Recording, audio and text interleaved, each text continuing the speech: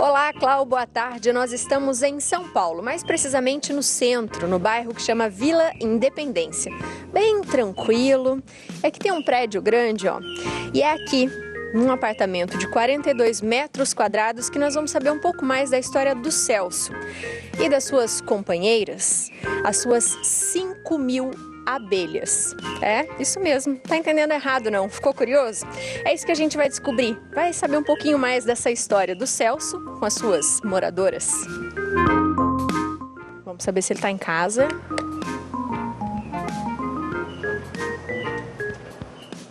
Olá, tudo bem?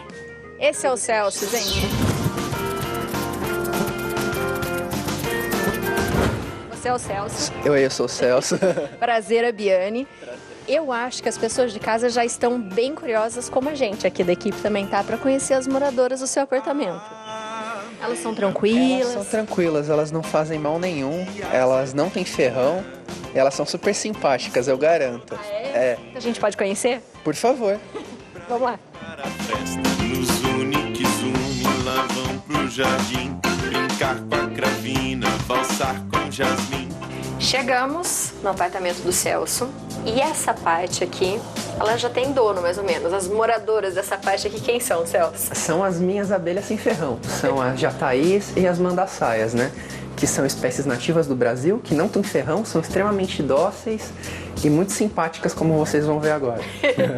Conte-nos, de onde surgiu a ideia de ter essas companheiras assim? Então, basicamente eu estava procurando um tema para o meu TCC de gestão ambiental, né? Acabei de me formar em gestão ambiental na USP e eu acabei entrando em contato com esse universo maravilhoso das abelhas sem ferrão, né? Através da sua importância para polinização e tal. Eu estava achando o tema interessante, aí que eu conheci o SOS Abelha Sem Ferrão bem no comecinho, numa palestra numa horta comunitária. E daí pra frente eu me encantei de vez. E se encantou tanto que resolveu dividir seu espaço com elas. E descobri que tem muita gente dentro da cidade que cria abelha sem ferrão, mas em apartamento sem sacada, eu acho que eu fui o primeiro. Que eu saiba, eu fui o primeiro. E como é tê-las num apartamento pequeno, sem sacada, com vizinhos? Então, os vizinhos eles entenderam a importância, eles acham super tranquilo. Ninguém ficou com medo, até porque eles não perceberam que elas estavam aqui, só descobriram porque a gente contou. E entenderam a importância para as abelhas. E elas são importantes, eu falo sem medo de errar que elas são os animais mais importantes para a vida na terra firme.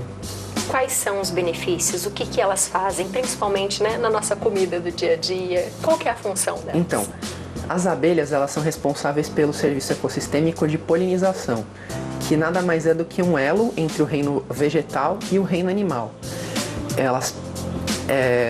Os animais, para se reproduzir, eles namoram e têm os filhotinhos.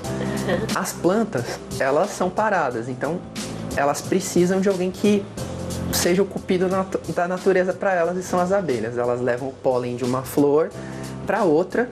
Aí essa flor, quando ela é polinizada, né, o pólen é o gameta, a célula reprodutiva masculina, fecunda a flor, né?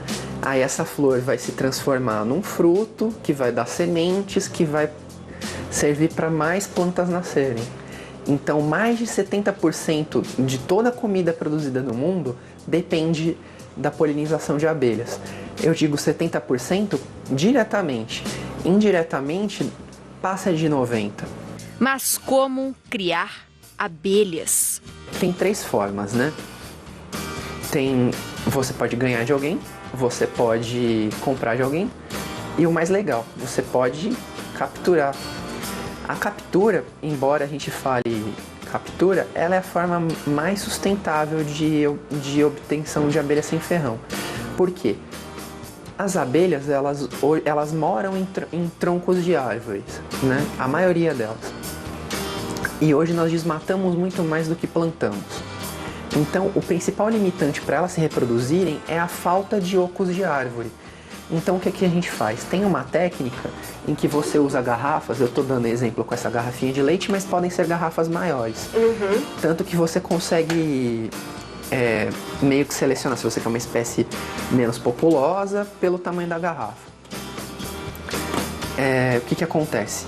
Você envolve uma garrafa com jornal para dar o conforto térmico, né, para elas ficarem quentinhas e protegidas.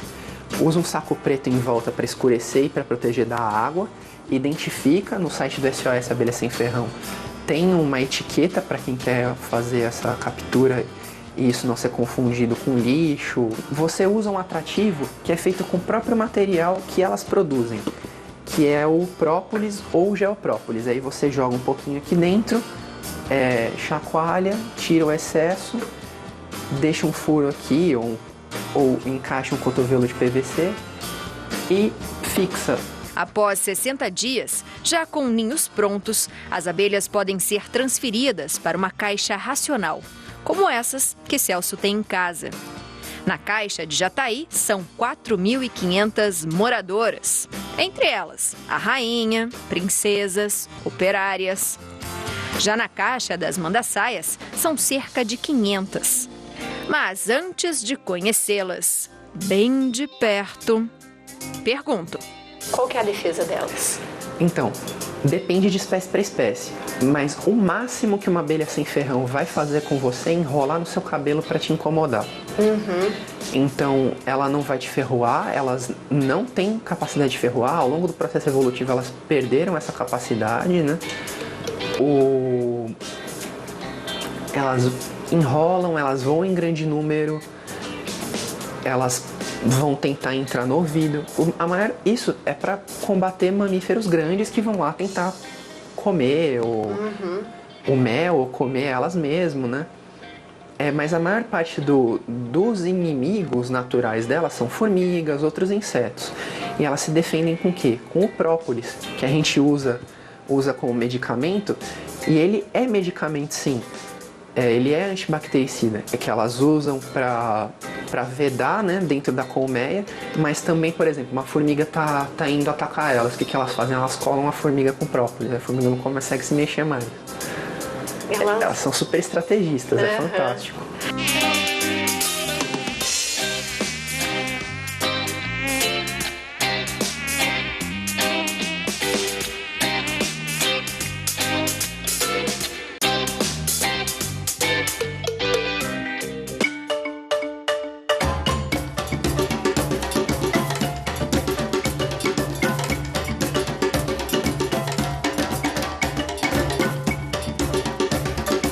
Existe uma fila de espera para ser guardião do grupo SOS Abelhas Sem Ferrão.